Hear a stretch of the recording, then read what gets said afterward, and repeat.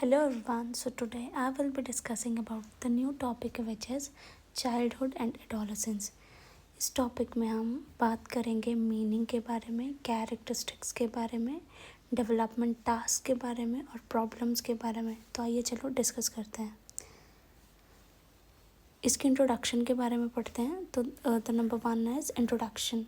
Childhood और adolescence जो है वो डिस्टिंक्ट स्टेजेस हैं ह्यूमन डेवलपमेंट की. अगर बात करें चाइल्डहुड की तो जनरली ये एक ऐसा पीरियड है जो कि इन्फेंसी से लेकर एडोलेसेंस तक चलता है. ठीक है, जैसे ही प्यूबर्टी का जो है वो ऑनसेट हो जाता है वैसे ही चाइल्डहुड जो है वो ख़त्म हो जाता है. चाइल्डहुड का पीरियड जो है वो ख़त्म हो जाता है. चाइल्डहुड जो होता है उसमें रैपिड फिजिकल ग्रोथ होती है एक इंडिविजुअल की और कॉग्निटिव ग्रोथ होती है. वेयरएज अगर मैं एडोलेसेंस की बात करूँ तो ये एक ट्रांजिशनल पीरियड है जो कि मार्क होता है प्यूबर्टी से. आइडेंटिटी फॉर्मेशन होती है इस पीरियड में और ऑटोनॉमी जो है वो इंक्रीज़ होती है. So we can say that childhood and adolescence are distinct stages of human development. Childhood, generally considered to end with the onset of puberty, is characterized by rapid physical and cognitive growth, while adolescence is a transitional period marked by puberty, identity formation, and increased autonomy. अब बात करते हैं childhood के बारे में, इसके meaning के बारे में. तो चाइल्डहुड जो है वो एक ऐसा पीरियड है जो इन्फेंसी से लेकर बिगनिंग ऑफ एडोलेसेंस तक होता है और ये कैरेक्टराइज होता है बाय सिग्निफिकेंट फिजिकल चेंजेस भी आते हैं, फिजिकल ग्रोथ होती है और कोग्निटिव ग्रोथ होती है. So we can say that childhood is the period from infancy to the beginning of adolescence characterized by significant physical and cognitive growth. अगला पढ़ते हैं इसके की कैरेक्टरिस्टिक्स के बारे में. तो क्या क्या कैरेक्टरिस्टिक्स हैं. एक तो रैपिड फिजिकल डेवलपमेंट होती है. इंडिविजुअल जो है वो बेसिक स्किल्स, नई बेसिक स्किल्स को जो है वो लर्न करता है, जैसे लैंग्वेज है, मोटर स्किल्स हैं, सोशल और इमोशनल जो है स्किल्स को डेवलप करता है. So we can say that the key characteristics are: number first is a rapid physical development, number second is learning basic skills, that is language, motor skills, number third is developing social and emotional skills through play and interaction.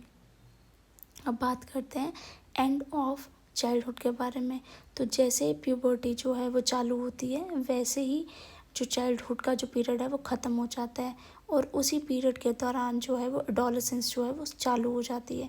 So we can say that the end of childhood is the onset of puberty marks the end of childhood and the beginning of adolescence.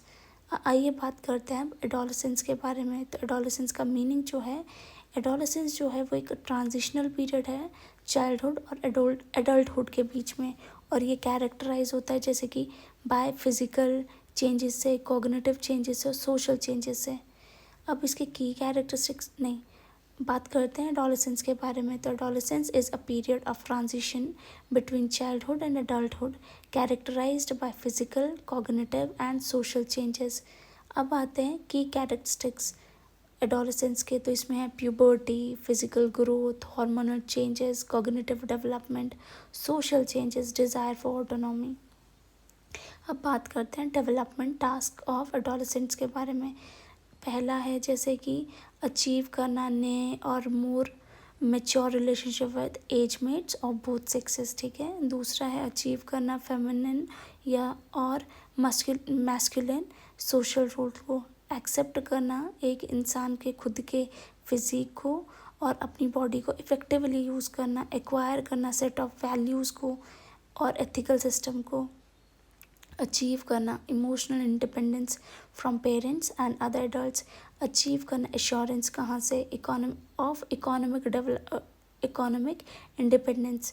Select और prepare करना अपने आप को occupation के लिए, prepare करना अपने आप को मैरिज के लिए, फैमिली लाइफ के लिए. तो आइए इसके बारे में डिस्कस करते हैं one by one. Number first is achieving new and more mature relationships with age mates of both sexes. तो इसमें जो है वो इंडिविजुअल लर्न करता है कि कैसे वो दूसरों के साथ, दूसरे जेंडर के इंडिविजुअल के साथ इफ़ेक्टिवली इंटरेक्ट करेगा. ठीक है. और उनको इक्वल का दर्जा देगा और एक रोमांटिक रिलेशनशिप्स कैसे डेवलप करेगा। दूसरा है अचीविंग अ मैस्कुलिन और फेमिनिन सोशल रोल, डेवलप करना एक sense of self as a female या तो फिर एज अ मेल या तो एज अ फीमेल, ठीक है। अडॉप्ट करना अप्रोप्रिएट सोशल बिहेवियर्स को एक सोसाइटी में रहने के लिए। अब थर्ड है accepting one's physique and using the body effectively, अपने फिजिकल चेंजेस को एक्सेप्ट करना, लर्न करना उनको कैसे मैनेज करा जाएगा, अपनी बॉडी को लर्न करना कि वो कैसे मैनेज करी जाएगी, इंक्लूड करना उसमें हेल्थ और हाइजीन को भी।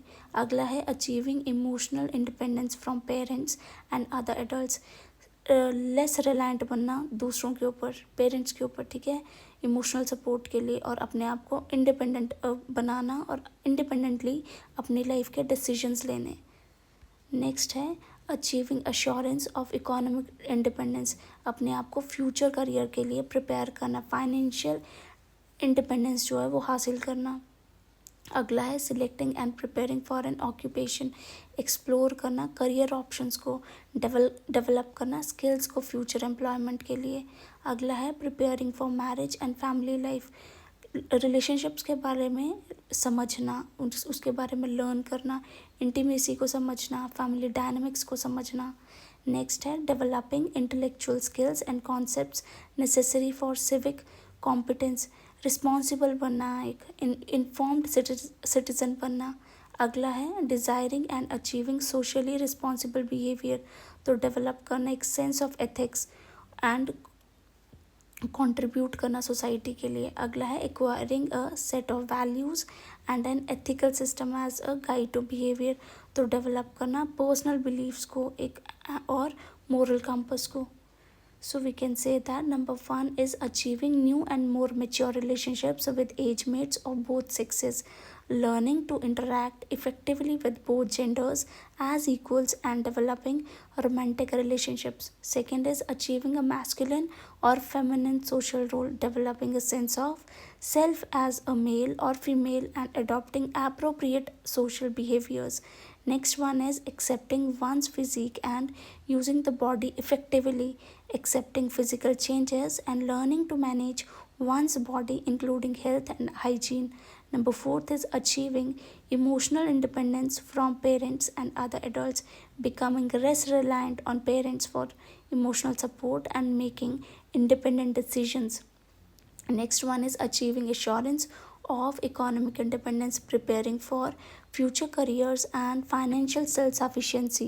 Sixth one is selecting and preparing for an occupation, exploring career options and developing skills for future employment. Seventh one is preparing for marriage and family life, learning about relationships, intimacy and family dynamics.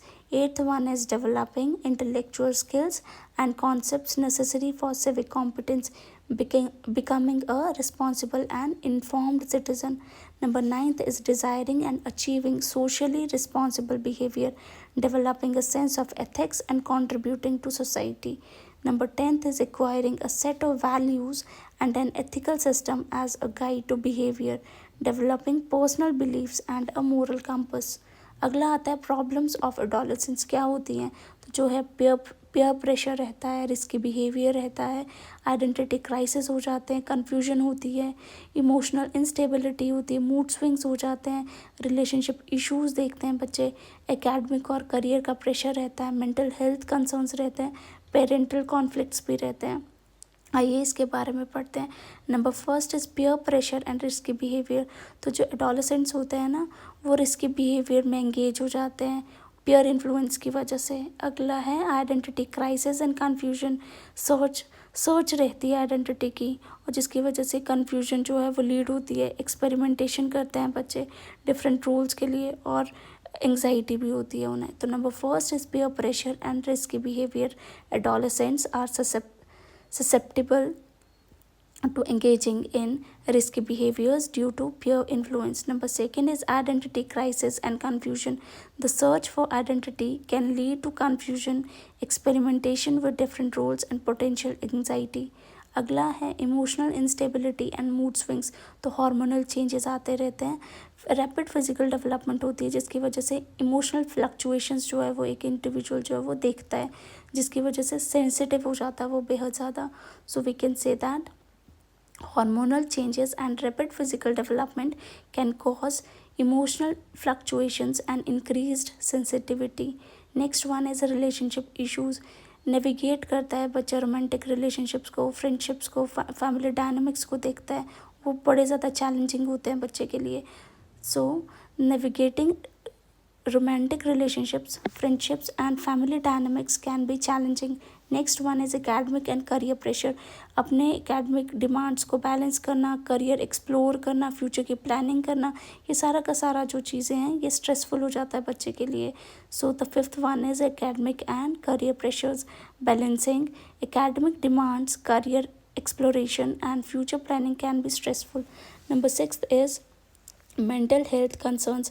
Adolescence जो होते हैं ना वो vulnerable period है ये, और उनकी mental health जो है वो बहुत ज़्यादा यहाँ पे ख़राब होती है, क्योंकि उनको इश्यूज आ जाते हैं जैसे कि डिप्रेशन आ जाता है, एंग्जाइटी हो जाती है, ईटिंग डिसऑर्डर्स रहते हैं. सो adolescence is a vulnerable period for mental health issues like depression, anxiety, and eating disorders.